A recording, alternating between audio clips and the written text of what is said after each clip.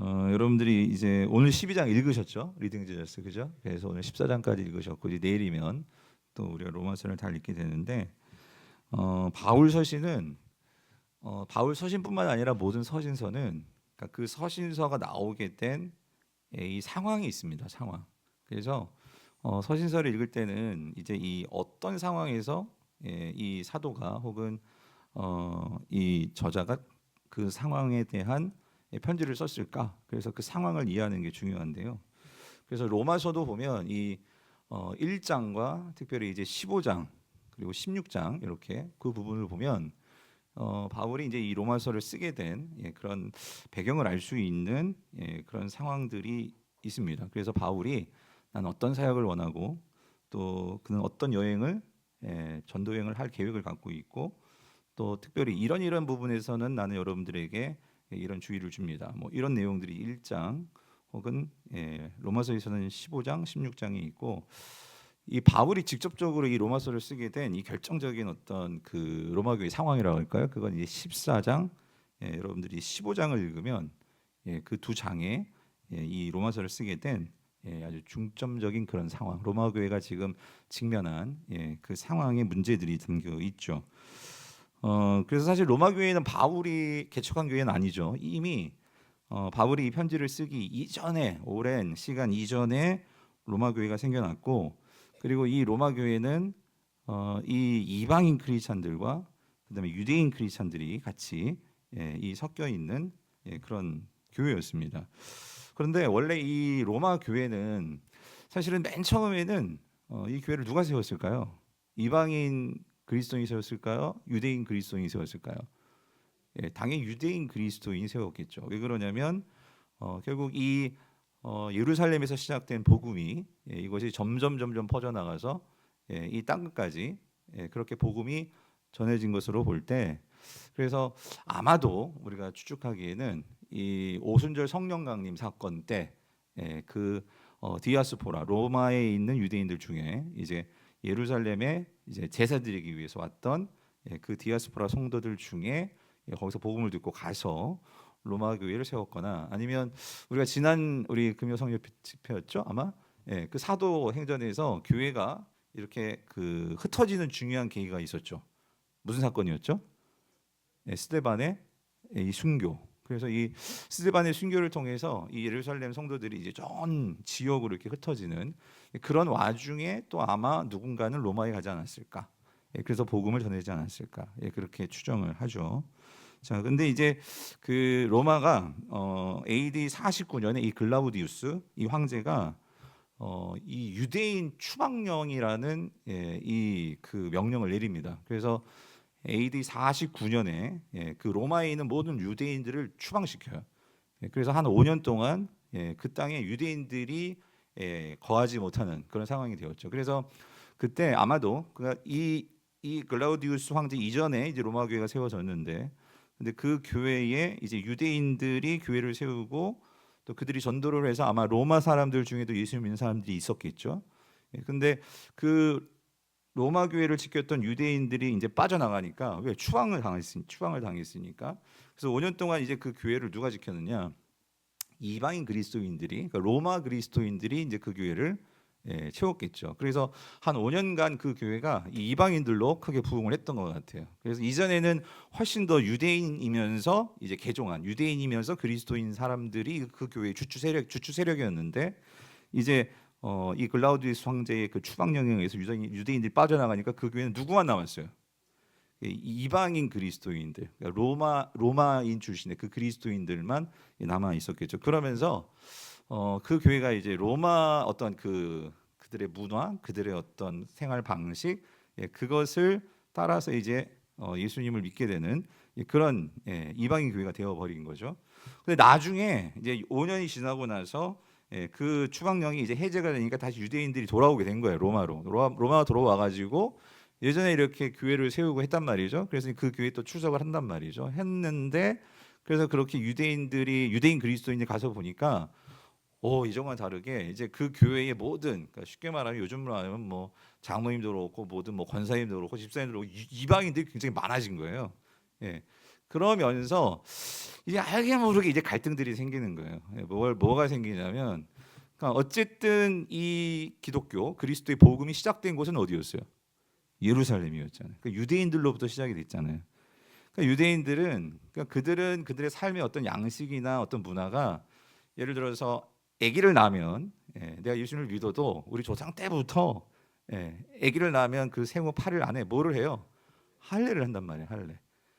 그러니까 이들은 예수님 믿어도 할례를 꼭 하고 예수를 믿고, 그리고 예를 들어서 이들은 전통적으로 그들은 하나님을 예배하는 날이 월화수목금토 주일까지 언제였죠?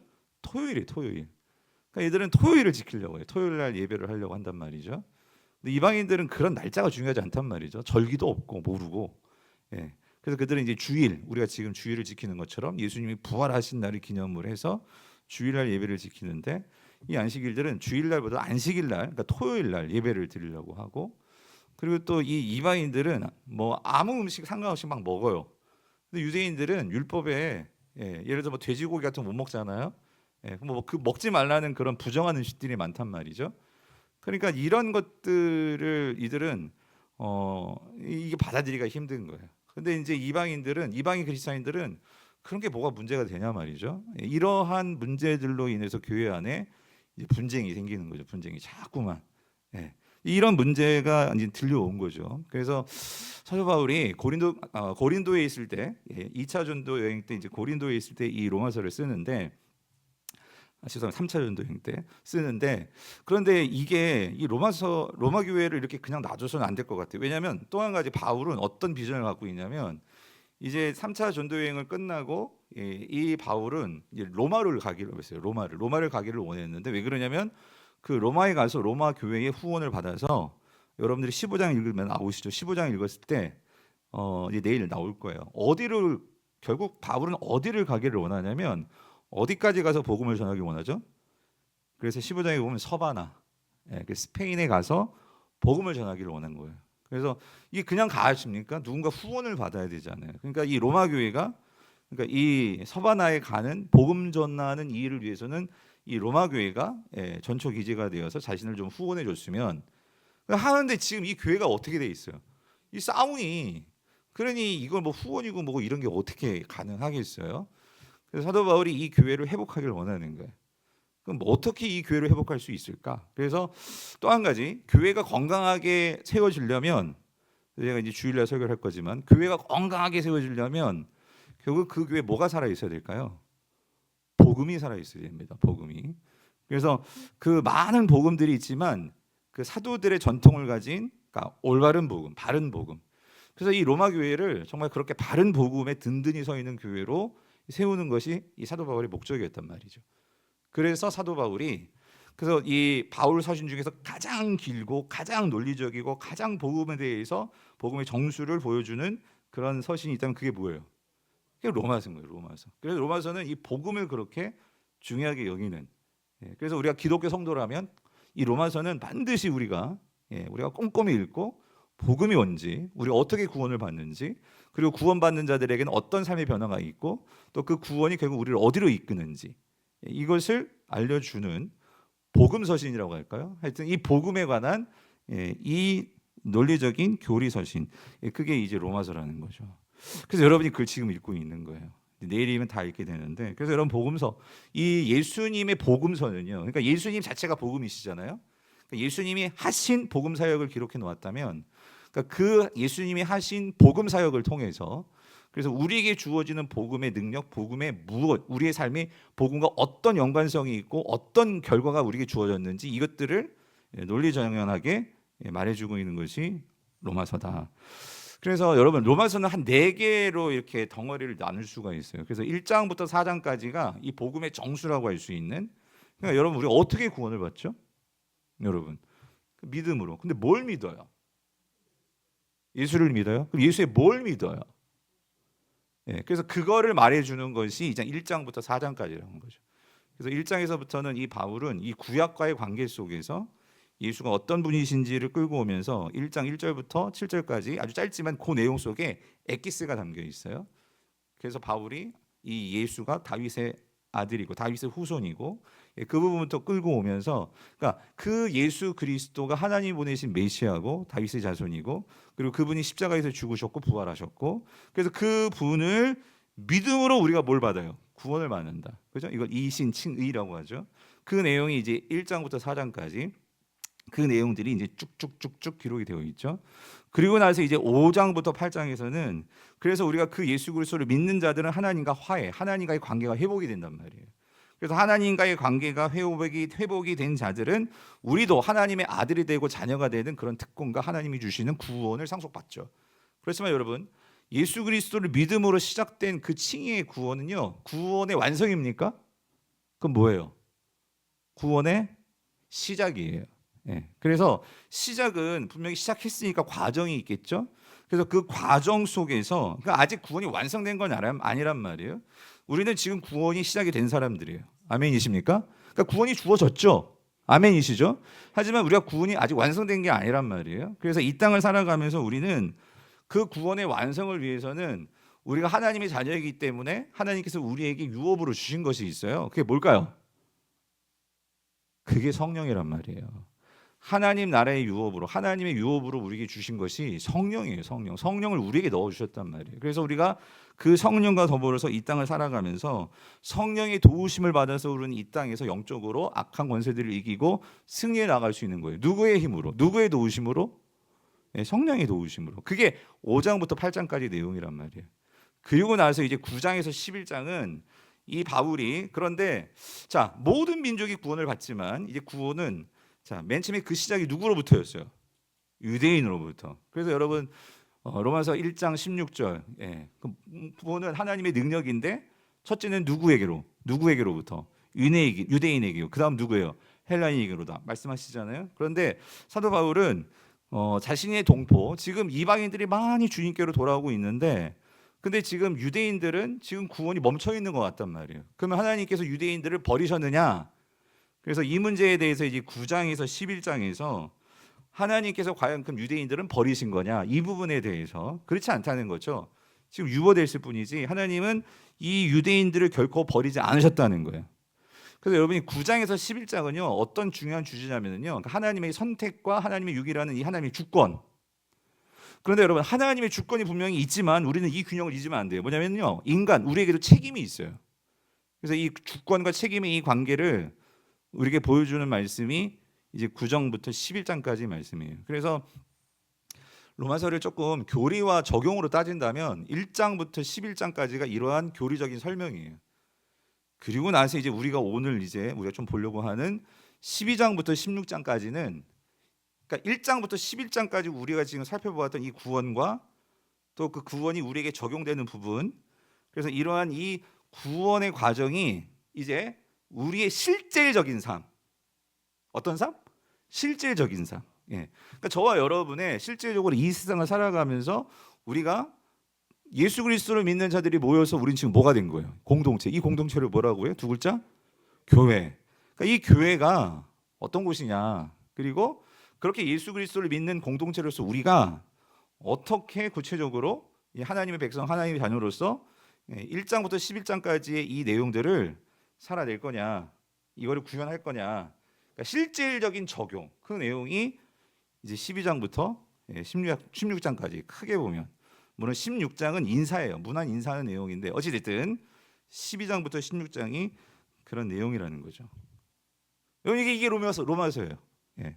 좀 머리가 좀 정리가 되시나요? 안 되시나 보다. 예. 되세요? 예? 예. 좀 반응을 해주셔야 저도 힘내서 하죠. 예. 자, 그래서 오늘 12장을 우리가 조금 몇 가지, 8절까지 뭐 시간이 되면 더 보고 싶긴 한데, 우리가 조금 여기 12장에서요, 그러니까 실제적으로 우리가 실제적인 삶의 이 로마서를 적용하면서 아주 중요한 삶의 원칙들이 이제 12장에 이제 쭉 기술이 되는데요. 자, 우리 1절 먼저 같이 한번 읽어볼게요. 1절 시작. 그러므로 형제들아, 내가 하나님의 모든 자비하심으로 너희를 권하노니 너희 몸을 하나님이 기뻐하시는 거룩한 산 제물로 드리라. 이는 너희가 드릴 영적 예배니라요. 아멘. 그래서 어제 여기 제자 훈련을 했는데 청년들하고 물어봤어요. 로마서 어때요? 그랬더니만, 여러분 로마서 어때요? 구약보다는 잘 읽히긴 읽히는 것 같아요. 근데 로마서의 문제는 읽긴 읽었는데 무슨 말인지 모르겠대. 예? 그러니까 이 단어 자체가 아는 것 같으면서도 물어보면은요 이게 뭔지 몰라. 이제 그게 바울 서신의 어떤 특징이기도 한데요. 자, 뭐 이런 거요. 그러니까 이 그러므로라고 시작이 돼요. 예, 12장이. 그럼 여기서 그러므로는 이게 우리가 알고 있는 인과 접속사잖아요. 그러니까 원인과 결과. 어떤 원인이 있고 결과가 있고. 그래서 그러므로 12장의 내용이 쭉 흘러간단 말이에요. 그래서 12장 1절은요. 그러므로는 이거예요. 앞에서 내용. 그러니까 1장부터 11장까지가 어떤 원인이었다면 이제 12장부터 나오는 지금 1절부터 나오는 이 내용은 그 결과다 그 소리예요. 우리에게 복음이 있기 때문에 이 복음이 결국 우리에게 어떻게 이 결과 열매로 나타나느냐 이제 그 결과를 말한다 이런 내용이라 그 소리죠. 그게 그러므로예요. 그러므로 이렇게 살아야 된다. 이런 삶이다. 그럼 그러므로 그럼 우리는 이제 어떻게 되었느냐? 그래서 하나님의 모든 자비하심을 너희를 권하노니 우리가 어떻게 살아야 되냐면요. 이렇게 살아야 된대요. 너희 몸을 어떻게 해요? 하나님이 기뻐하시는 거룩한 산 제물로 드려야 한대요. 왜냐하면 그게 너희가 드리는 뭐라고요? 영적 예배다 그 소리 예배다. 그래서 여기서 우리는 복음과 예배의 관계를 생각할 수 있고요. 과연 우리의 삶이 예배다 했을 때 그 의미가 뭔지 하는 모든 내용들이 이제 여기서 나오는데 그래서 여러분 여기서 보세요. 그러니까 하나님께서요 저와 여러분들에게 우리가 그런 복음, 그러니까 하나님께서 복음이라는 건 하나님께서 우리에게 베풀어 주시는 은혜잖아요. 은혜. 그러면 그 은혜를 받은 사람으로서의 우리가 합당한 삶의 반응은 뭘까요? 그게 예배입니다. 예배. 예배.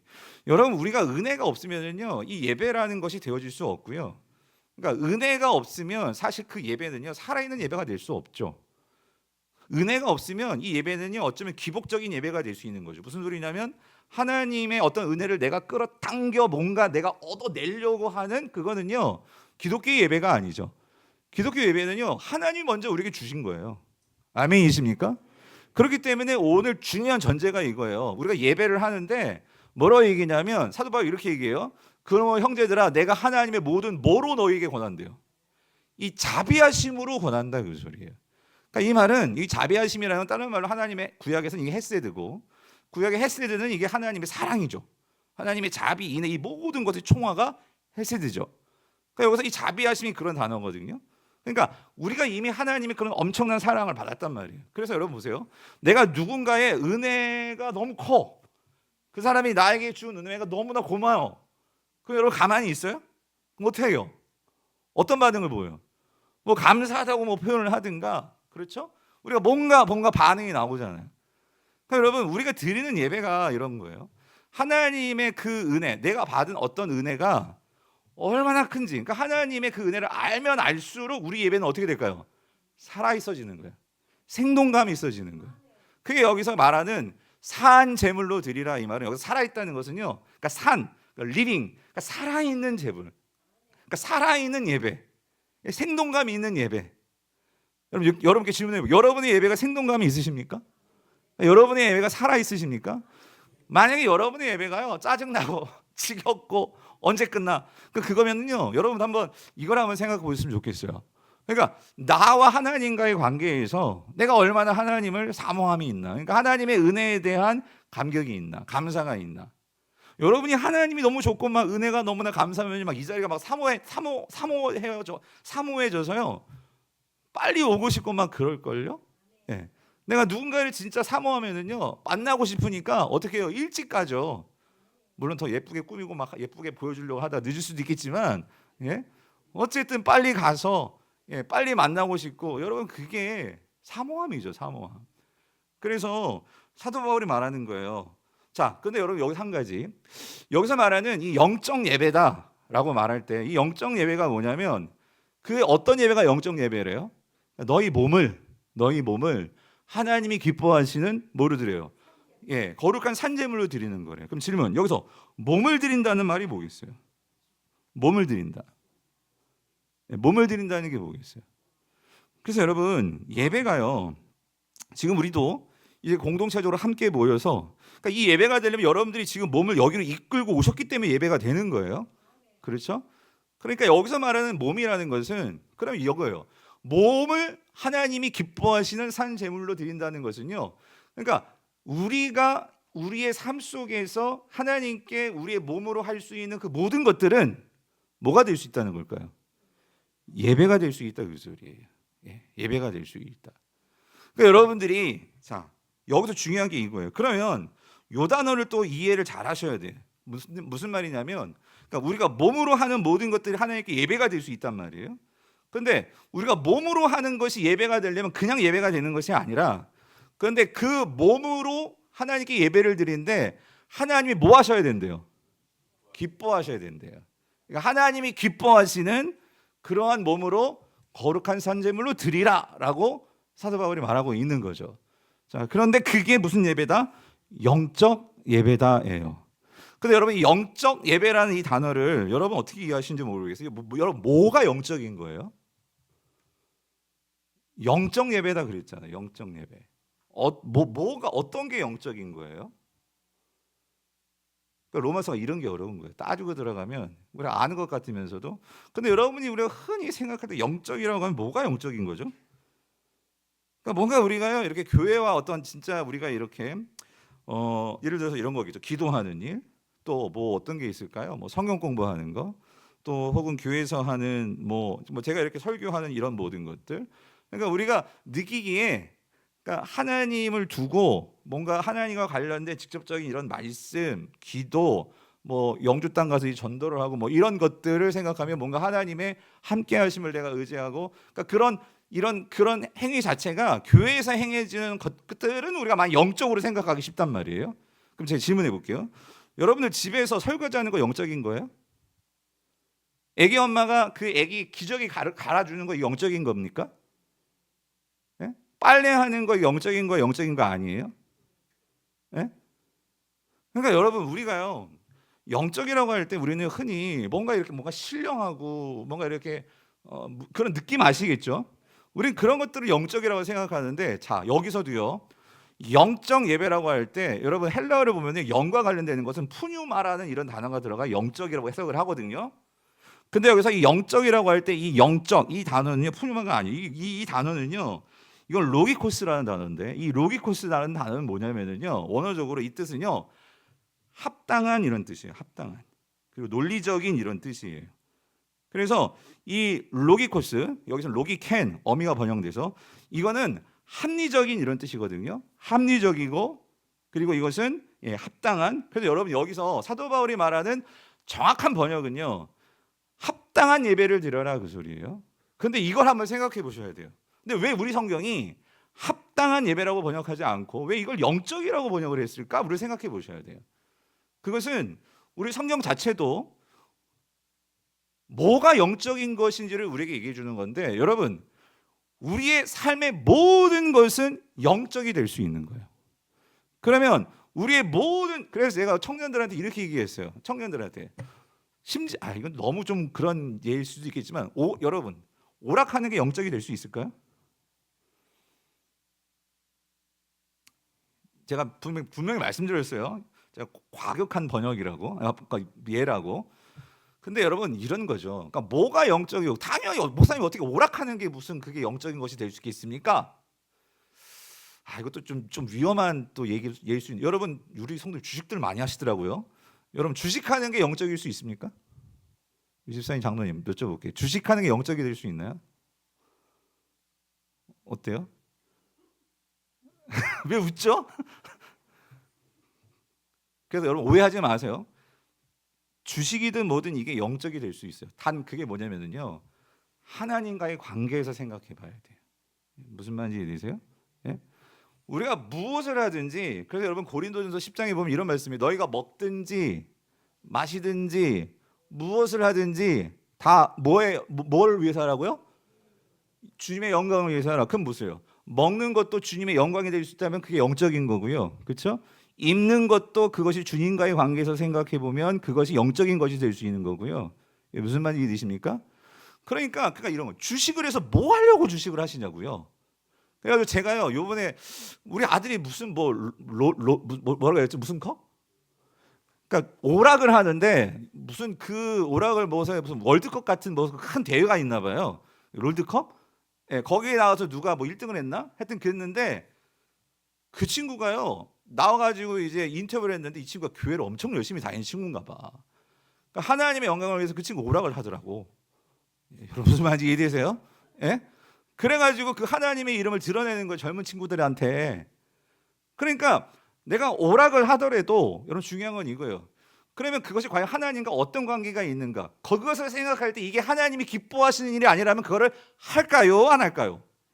안 하는 거죠. 그게 영적이다 그 소리예요. 근데 하나님과의 기쁘신 관계를 생각할 때 이건 하나님이 기뻐하는 일이 될 수 있어. 그럼 어떻게 해야 돼요? 목숨 걸고 하는 거죠. 사랑하는 성도님들, 뭐가 영적이냐 영적이지 않느냐 이거는요, 행위로서 이게 뭐 종교적인 어떤 행위니까 영적인 거고, 그게 아니면 영적인 것이 아니고, 그게 아니고요. 내가 아이의 기저귀를 갈아주는 것도, 여러분이 설거지를 하는 이 모든 것도, 심지어 루터가 그랬잖아요. 그 어린 소녀가 소젖을 짠단 말이에요. 여러분, 소젖을 짜는 게 영적인 일이 될 수 있어요, 없어요? 루터는 말했어요. 그 소젖을 짜서 그 일을 해서 그 자신이 짜낸 그 소젖을 가지고 사람들이 먹어서 기도하면서 이것을 먹고 사람들이 주님 나라를 위해서, 하나님을 위해서 정말 건강하게 살아가기를 원합니다 하고 젖을 짠다면, 여러분 그거는요 마치 목사가 설교하는 일이나 다를 바가 없는 거죠. 아멘이십니까? 근데 우리는요 그런 생각을 과연 의도적으로라도 내가 그런 생각을 가지고 세상에 나아가서 내가 하는 일 속에서, 여러분이 장사를 하든 뭐 택시로 운전을 하든 뭐 무슨 일을 하든 그 일이 과연 이 하나님이 기뻐하시는 그러한 세상 사람들과 다른 점이 뭐겠어요? 똑같이 오라고 해도 이게 하나님이 기뻐하시는 일인지 아닌지 내가 그 하나님을 생각하면서 한다면 그게 예배가 될 수 있다 그 소리예요. 그래서 여러분 우리는 신앙을요, 그러니까 여러분 우리가 복음을 정말로 안다면 이 복음은요 우리의 삶 속으로 들어가서 삶과 하나님과의 관계를 연결해주고, 우리 삶 자체 그 자체가 다 뭐가 되는 거예요? 예배가 된다. 예배가 된다 그 소리죠.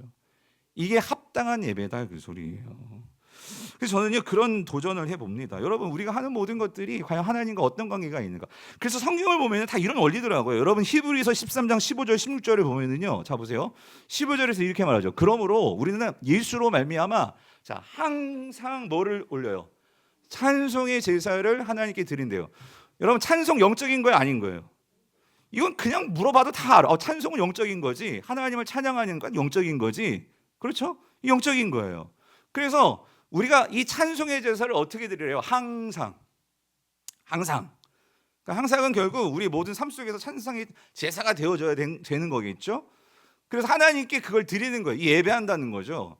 그래서 이는 그 이름을 증언하는 입술의 열매니라. 그리고 16절 읽어보세요. 시작. 오직 선을 행함과 서로 나누어 주기를 잊지 말라. 하나님은 이 같은 제사를 뭐 한다? 그러니까 여러분이요 회사에서 있으면서 내가 갖고 있는 것 그 하나 누구에게 나눠주는 것도, 주님이 말씀하셨잖아요. 네 몸을 사랑하는 것 같이 네 이웃을 어떻게 하라고? 사랑하라고.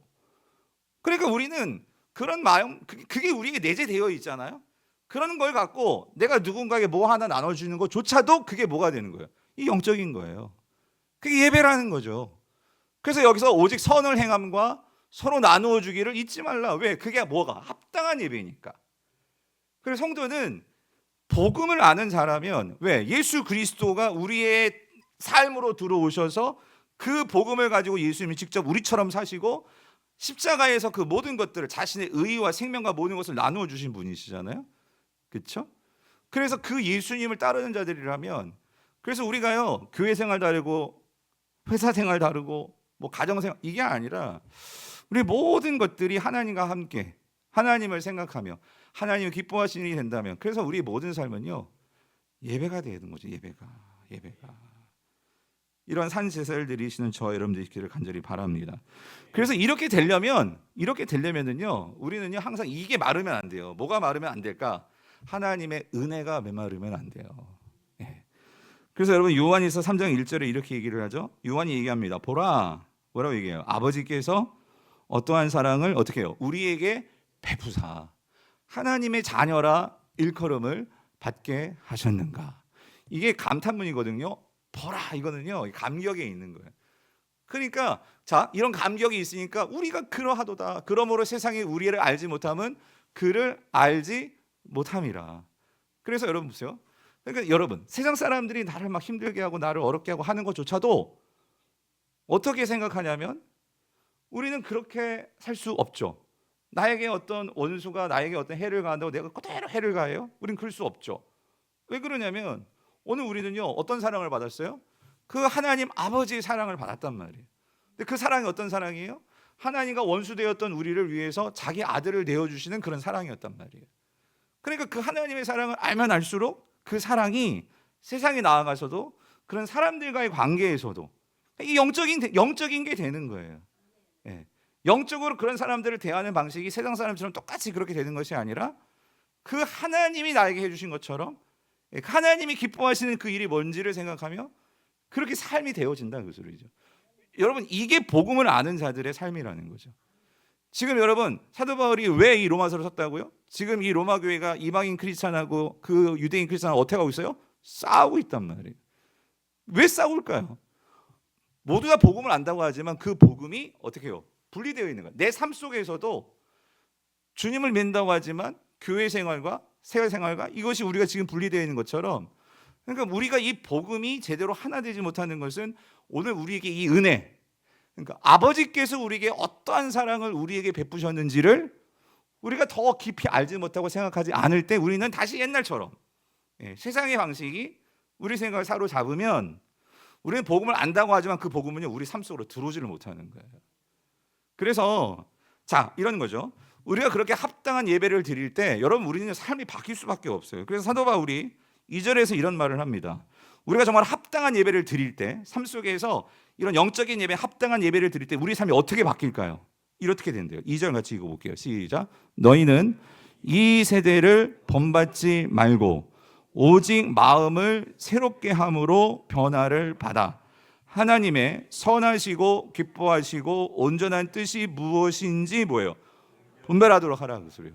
여러분 1절과 2절을 연결해서 봐야 돼요. 우리가 합당한 예배를 드리잖아요. 그럼 우리가 어떤 우리의 삶의 모습이 되냐면 이 세대를 본받지 말라, 이 소리는 본받지 않게 된다는 거예요. 그래서 본받는다는 말은요 따라간다인데 따라가지 않는다 그 소리예요. 우리가 합당한 예배를 살면, 합당한 예배를 드리면 오늘 우리에게 나타나는 변화는 뭐냐면요 우리가 이 세상 것에 그렇게 끌려가지도 않을 뿐더러 그 세상의 것을 따라가려고 하지도 않는다 그 소리예요. 아멘이십니까? 왜 그러냐면 아까도 봤죠? 모든 삶에서 우리는 뭘 먼저 생각해요? 하나님과의 관계. 그래서 여기 뭐라고 말해요? 본받지 말고 오직 마음을 어떻게? 새롭게 함으로 변화를 받아. 자, 뭘 생각해요? 하나님의 선하시고 기뻐하시고 온전하신 뜻이 무엇인지 뭐예요? 분별한다는 거예요. 그러니까 여러분 이거죠. 오늘 우리가 합당한 예배를 드리면 자, 근데 여기서 중요한 건 이거예요. 어떻게 하면 우리가 하나님의 선하시고 온전하시고 그 기뻐하신 뜻이 무엇인지 분별할 수 있는 이런 우리의 삶이 사라질까요? 이렇게 되려면 중요한 전제가 있어요. 뭐가 변화를 받아야 돼? 뭐가 변화가 돼야 돼? 여긴 답이 나오는데 뭐가 변화가 돼야 돼? 아직 못 찾으셨어요? 12절 답이 있는데 여러분 뭐의 변화를 받아? 그럼 이렇게 여쭤볼게요. 마음의 변화를 받아요. 마음의 변화를 받아. 그러니까 여러분 우리가 이 마음이 변화가 되지 않으면요 합당한 뜻, 하나님의 선하시고 기뻐하시고 온전하신 뜻 그거를 머리로는 알지 모르겠지만 그것을 가지고 내 삶 속에서 정말 분별한다는 것은 그걸 정말 내가 알고 그것을 따라가는 삶이거든요. 근데 그렇게 되기 위해서는 자 저를 보십시오. 자 뭐가 변화해야 된다고? 마음이라는 거예요. 마음. 그러면 여기서 여러분 이거예요. 우리가 마음이 변화가 되려면은요 1절과 관계 속에서 우리가 어떤 예배를 드려야 된다고요? 합당한 예배. 그래서 여러분 이 예배를 드린다는 것은요 결국 우리의 마음의 문제가 관련이 있는 건데 여기서 중요한 건 이거예요. 마음이 변화를 받는다. 근데 여기서 중요한 건 새롭게 함으로 변화를 받는다고 했잖아요. 그죠? 여기서 새롭게 된다는 것은요 여러분 로마서뿐만 아니라 고린도전서에서도 후서에서도 우리를 새롭게 하시는 것은요 오직 이것만이 우리를 새롭게 하십니다. 그게 뭘까요? 성령입니다. 성령은 새 창조의 영이에요. 그러니까 여러분 우리가 합당한 예배를 드릴 때 우리가 삶 속에서요 하나님과의 관계를 생각하면서 우리가 살아갈 때 우리 안에서요 충만해지시는 분이 있어요. 여러분 그분이 누구일까요? 성령님이시라는 거예요. 성령님. 그렇게 되면 그 성령님이 우리 안에 충만해지실 때 우리의 유익은 뭐냐면요 이런 유익이 있어요. 세상에서 사람들이 뭐라 해도 그것에 우리가 흔들리지 않아요. 왜? 우린 그게 안 좋아. 그러니까 그게 우리의 마음의 어떤 평안함과 우리 마음의 어떤 내 마음을 사로잡을 정도의 그것이 안 돼. 성령이 나의 마음을 꽉 사로잡고 있으면요, 세상의 것이 들어올 수가 없어. 근데 우리가 빈틈이 생기는 거예요. 성령이 사로잡히지 않으니까. 근데 여러분, 이게 왜 문제냐면요, 이런 거예요. 그러니까 세상은요, 우리에게요, 항상 우리의 마음을 사로잡으려고요, 우리에게 정말 더 풍요롭고 더 높고 더 좋고, 그러니까 그거를 쫓아가라고 우리를 자꾸만 유혹을 해요. 그래가지고 그런 세상 사람들을 보면은요, 나도 저렇게 되고 싶은데, 근데 실질적으로 우리가 그렇게 되지 않을 경우가 더 많아요. 그리고 그렇게 안 됐을 때 문제는 우리는 자꾸 나를 비참하게 여겨. 나를 이렇게 나는 정말 뭔가 실패한 것 같고, 그렇게 나 자신을 하나님의 뜻으로 나를 보는 게 아니라 이 세상의 성공과 풍요와 이런 수능 성적과 대학의 서열과 뭐 이런 것들을 자꾸 보니까, 여러분, 우리는 근본적으로 다를 수밖에 없어요. 왜냐하면 이 세상에서요, 출발하는 출발선이 달라요. 여러분, 우리 흔히 기울어진 운동장이라는 얘기 들어봤잖아요. 이 세상은 뭔가 기울어져 있어요. 그러면 그 아래부터 뛰는 사람하고요, 위에서 뛰는 사람은 이건 근본적으로 잘못되어 있어. 여러분 공감하시죠? 이게 왜 그러냐면 이 세상이 죄라는 것이 하나님이 만들어 놓으신 애당을 다 망가뜨려 놓았기 때문이에요. 그러니까 힘 있는 자는 그 힘을 가지고 과시하지만, 약한 자들은요, 그 약함이 결코 어떤 노력을 하지만 그걸 뛰어넘을 수 없는 한계치가 분명히 있단 말이에요. 근데 그걸 갖고 뭔가를 뒤집으려고 하고 전쟁을 하려고 하고 투쟁을 하려고 하고, 제가 사약을 전공했다고 했잖아요. 마르크스주의가 그런 거예요. 없는 사람들은요, 있는 사람들의 생산 수단을 다 뺏어가지고 공평하게 나눠주고 처음부터 다시 시작해야 된다. 근데 여러분, 세상 어디를 한번 보세요. 그렇게 살고 있는 데가 있나? 북한이 아무리 공산주의를 말해도요, 위에 있는 사람들은요, 여러분 벌써부터 그게 다르잖아요. 잘 먹으니까. 그러니까 이게 근본적으로 되지가 않는 거예요. 제가 왜 사야 교수가 되려고 했다가 왜 신학을 공부했게요? 이게 공부를 해보니까 제가 목사가 안 돼도 뭔가 좋은 삶을 살 수 있겠지, 그런 공부를 한번 해보겠다고 했는데, 그래서 저희 때는요, 우리 장로님들 세대, 우리는 정말 데모 많이 했어요. 저도 시청에도 나가고 선배 따라가. 근데 선배들 그렇게 막 투쟁하다가 감옥에도 들어가고 막 하는데 세상이 안 바뀌어. 그렇게 해도 투쟁만 하지, 데모만 있지, 사회만 더 혼란하지, 안 바뀌어요. 그러면서 제가 정말 붙든 게 뭐냐면, 결국 여러분, 이 세상이 바뀌려면요, 사람이 바뀌려면요, 이데올로기가 바뀌는 게 아니고요, 뭐가 바뀌어야 될까요? 성경 말이 딱 맞았어요. 이 말씀 때문이었어요. 마음이 바뀌어야 돼요. 마음이 바뀌어야 돼. 마음을 새롭게 함으로 변화를 받아. 어떻게 뭐가 마음을 바꿀 수가 있냐, 그 소리예요. 그건 오직 무엇만이? 성령만이. 예수 그리스도의 십자가의 그 자비하심이 내 안에 들어와서 그거에 내가 잠잠히 그 앞에서 십자가를 바라보며 그 십자가를 바라보고 앉아있는 건 여러분이 하셔야 돼요. 말씀을 펴고 복음서를 읽으면서 우리가 예수님이 십자가에 달리시는 장면들을 우리가 봤잖아요. 그래서 지금 사도 바울이 친절하게 그 예수님이 십자가에 못 박혀 죽은 것이 어떤 의미인지를 로마서 1장부터 해가지고 3장 4장에서 그거를 절절하게 지금 써놨잖아요. 그리고 5장에서 6장에서 우리가 예수 그리스도와 함께 세례를 받아서 그분과 연합되어지고 하나 되어지고, 그리고 8장에서 그 성령이 우리 안에 있어서 우리가 육신의 생각을 따라 사는 것이 아니라 영을 따라 살아갈 때, 그래서 우리가 그 하나님의 사랑에서 어떤 것도 끊을 수 없다라는 것을 우리가 선포하며 나갈 때, 이 세상에 그 어떤 것이 와가지고 칼이나 기근이나 적신이나 위험이나 그런 것들이 나를 협박하고 그렇게 우리에게 다가올 때, 성령이 내 안에서 충만하면 그런 것들을 어떻게 해요? 휘둘리지 않고 우리는 끝까지 이 온전하신 뜻이 무엇인지 깨달아 알았기 때문에 우리는 우리의 삶을 그 주 예수 그리스도와 나와 그 하나님의 영광을 위해서 새롭게 나를 던질 수 있는, 이 세대를 본받지 않는 그런 삶을 산다, 그 소리죠. 사도 바울이 지금 그걸 로마서에서 말하고 있는 거예요, 여러분. 예. 그러므로 오늘 특별히 젊은 세대들, 청년 세대들 우리 다 모였는데, 그래서 여러분, 그래서 우리는요, 이런 금요 기도회 때마다 우리는요, 이걸 구하는 거예요. 성령님, 나를 사로잡아 주시옵소서. 정말 정신줄 놓으면 정말 이 세상의 것들이 나를 다 사로잡는, 이 세상에서 돈이 권세가 되고 세상의 어떤 그런 성공 이데올로기가 우리를 사로잡는 이 세상 속에서, 성령님, 내가 정신 똑바로 차리고 정말로 내가 더 하나님의 십자가의 그 의미를 알고, 그래서 사도 바울은 그렇게 깊이와 넓이와 높이가 어떠한지를 알아. 여러분, 십자가의 그 깊이와 넓이와 높이가 어떠한지를 아십니까?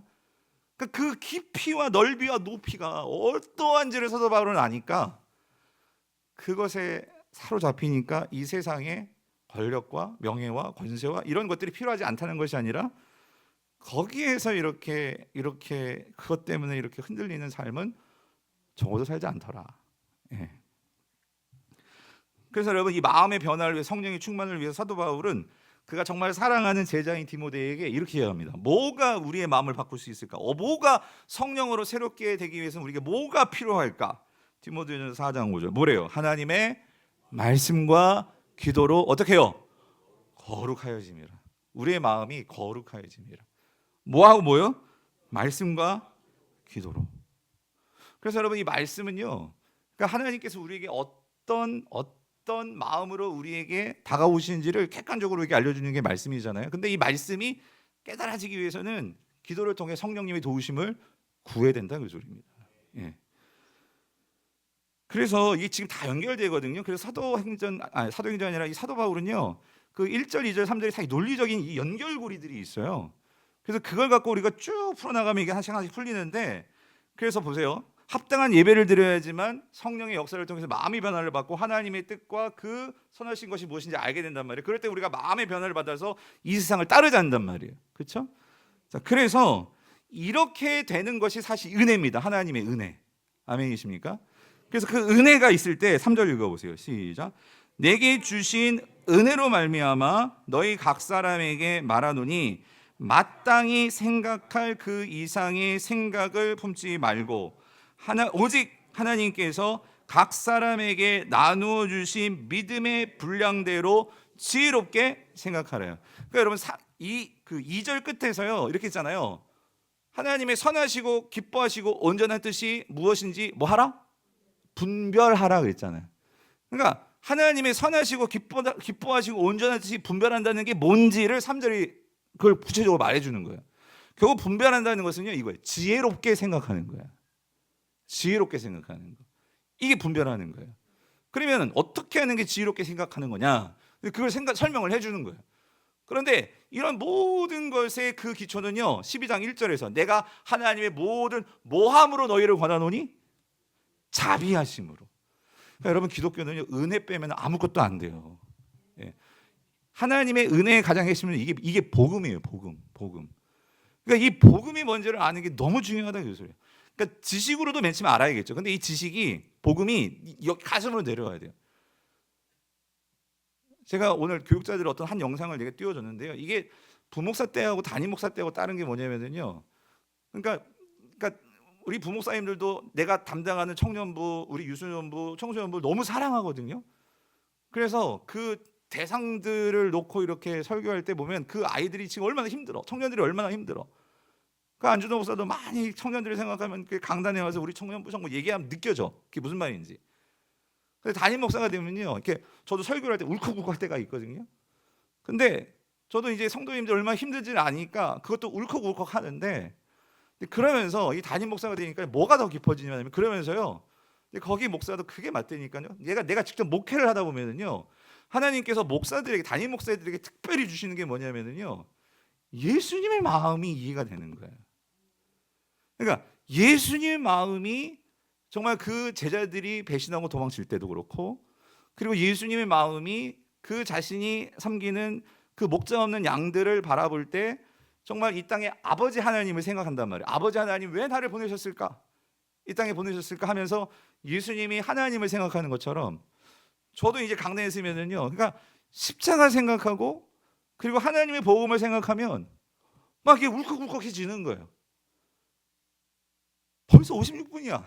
복음 얘기해서 했는데 벌써 56분이야. 예? 나 시간이 여러분 지금 시간이 길게 느끼셨는지 모르겠는데 난 너무 지금 한 10분 한 것 같은데.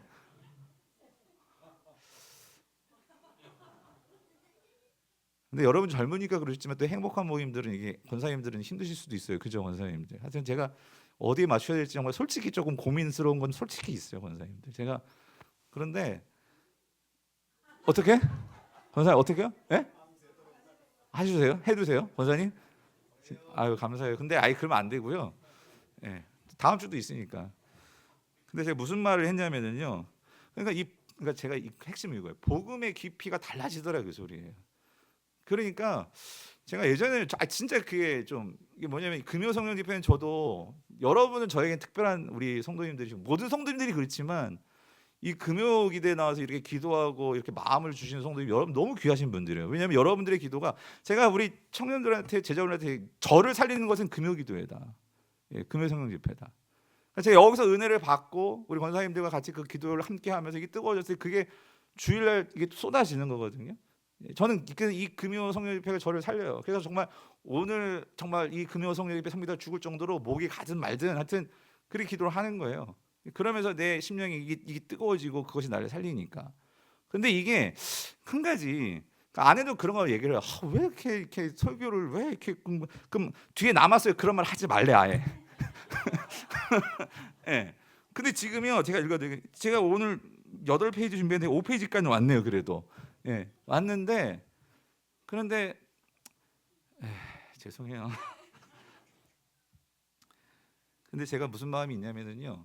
그러니까 이런 거예요. 제 마음은 담임 목사로서 이런 내가 정말 사랑하고 내가 알고 있는 이 예수 그리스도의 복음이, 그러니까 그 주님이 이 금요 성령 집회 때는 이런 원고에 얽매여 가지고 그걸 다 이게 아니라 그러니까 여러분들이 그러니까 이게 저도 느껴지는 영적으로 이게 교감이라는 게 있잖아요. 이렇게 흘러간다 하는 그런 거. 그러니까 그런 게 있으면 그냥 하다가 끝낸 거예요. 다음 주 하면 되잖아, 그죠? 예. 아닌가 보다. 여기 아멘 하는데. 예? 예. 말씀을 정리할게요. 그래서 오늘 3절까지만 하는 걸로. 그래서 여기 3절은 끝내고. 그래서 보세요. 그러니까 여기서 중요한 게요. 지혜롭게 생각하라라고 말을 할 때 여기서도 말하는 거예요. 내게 주신 은혜로 말미암아. 그러니까 이러한 사모함, 그러니까 하나님을 향한 정말로 그 은혜가 뭔지를 내가 아니까 사도 바울은요. 그 은혜를 가지고 지금 로마 교회 성도들에게 그 하나님의 사랑을 정말로 무엇인지 그것을 복음을 실제 삶에서 그들이 적용할 수 있도록 그도 마찬가지로 이렇게 편지를 쓰고 있는 거거든요. 그래서 내가 그 은혜로 말미암아 내가 그 은혜가 너무나 좋아서 너희들에게도 각 사람에게 지금 말하고 있다 그 소리예요. 그런데 너희들이 지혜롭게 정말로 하나님의 하나님의 그 생각, 하나님의 마음에 합당한 선하시고 기뻐하시고 온전하신 뜻에 맞게 분별하기 위해서는요. 뭐라고 말하냐면 이렇게 말하죠. 마땅히 생각할 그 이상의 생각을 품지 말고, 여러분, 오직 하나님께서 각 사람에게 나누어 주신 믿음의 분량대로 지혜롭게 생각하래요. 두 가지를 생각해야 되는데 너희에게, 그러니까 하나님께서 이렇게 너희에게 마땅히 생각할 그 이상의 생각을 품지 말라는 말이 무슨 말일까요? 이 말은 뭐냐면 여러분 이거예요. 그러니까 오늘 우리가요 생각할 그 우리의 선이 있어요. 그 선이라는 건 뭐냐면 아까도 말씀드렸죠. 우리가 하는 모든 일이 하나님이 기뻐하시는 일이 되려면 뭘 생각해야 돼요? 하나님과의 관계에서 생각을 해야 돼요. 여러분 모든 것의 주인은 나예요? 오직 하나님만이 주인이에요. 그런데 우리가 자칫 잘못하면 이렇게 되는 거예요. 모든 것의 주인이 하나님이라고 말을 하면서도 우리가 실질적으로 생각하고 행동하는 건 누가 주인이에요? 내가 주인이에요. 내가 주인. 그거 하지 말라는 거예요. 마땅히 생각할 그 이상의 생각을 품지 마. 이건 하나님께 맡겨야 할 부분이지 내가 하나님이 아니란 말이죠. 예. 그 이상의 생각을 품지 말고 하나님께서 각 사람에게 나누어 주신 믿음의 모델로. 근데 이 분량도 우리가 조금 해석을 잘해야 되는데 이 분량이라는 이 단어 자체가요. 이게 사실은 양으로 생각하기 쉬운데 이 원어는요. 이 분량이라는 이 단어가 그런 의미가 아니고요. 이 분량이라는 단어는요. 이 메트롬이라고 해요. 이건 기준이에요. 기준. 믿음의 기준대로, 믿음의 표준대로. 그래서 여러분 사도 바울이 지금 말하는 우리의 믿음의 분량, 다시 말하면 우리 믿음의 기준, 우리의 표준은 뭘까요? 예수 그리스도예요. 뭐라고 썼어요? 우리가 다 하나님의 아들을 믿는 것과 아는 일에 하나가 되어 그렇게 되려면 온전한 사람을 이룰 수 있죠. 그런데 우리의 표준과 기준은 어디예요? 그리스도의 장성한, 여기 뭐가 나와요? 분량이 나오잖아요. 그러니까 분량이라는 게 뭐냐? 믿음의 분량대로는 저는 뭐 믿음의 분량이 크고 뭐 여러분의 믿음의 분량이 작고 그게 아니고요. 우리 모두 다 유일한 우리 믿음의 분량은요. 믿음의 표준과 기준은요. 누구예요? 예수 그리스도예요. 예수 그리스도. 저도 예수 그리스도를 바라보고 지금 달려가고 있는 거고 여러분들도 지금 예수 그리스도를 바라보면서 우리의 유일한 믿음의 분량과 표준은 누구다? 예수 그리스도다. 그러니까 그 예수 그리스도를 넘어가면 안 돼요. 아멘이십니까? 그렇게 생각하라가 지혜롭게 생각해라. 근데 여러분이 지혜롭게 생각하라는요, 우리 번역이 원래 이 헬라어는요 뭐라고 되어 있냐면요, 이 단어 자체가요 원어적으로 번역하면요 지혜롭게 생각해라. 그게 무슨 말이냐면 이 생각하라가 계속 강조, 이게 접두가 붙어가지고 계속 반복되는 단어가 3번 되는 거예요. 3번. 의미적으로 보면 생각해라 이 말이에요. 지혜롭게 생각하라는 것은 생각해라. 근데 뭘 생각해야 돼? 과연 이것이 믿음의 기준, 예수 그리스도와 정말 관련이 있는 일인지, 내 생각인지, 그거를 생각해라. 예. 그럴 때 우리 공동체는 결국 어떻게 돼요? 그 복음이 우리를 하나 되게 만들고, 그 복음이 우리를 이 세상을 쫓아가지 않게 만들고, 이 생각이 우리를 새롭게 만든다, 그 소리예요. 바라기는 우리 공동체가 이러한 합당한 예배를 통해서 생각하고 뭐를? 우리의 장성한 그리스도의 장성한 분량, 우리의 표준 예수 그리스도를 그렇게 생각하는 우리가 될 때. 그래서 우리 이제 영주 가가지고 전도할 때도 마찬가지예요. 여러분들 누가 그렇게 온 곳을 이곳 저곳 다니시면서 복음을 전하셨습니까? 예수 그리스도시지, 그죠? 그 전도팀들은요 그 예수 그리스도를 생각하면서, 그래서 이곳에서 저곳으로, 그 예수님 아니에요?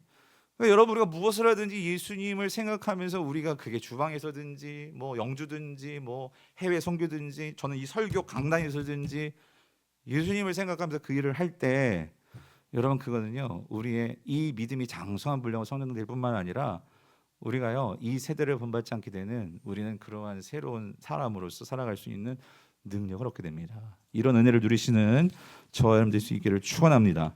오늘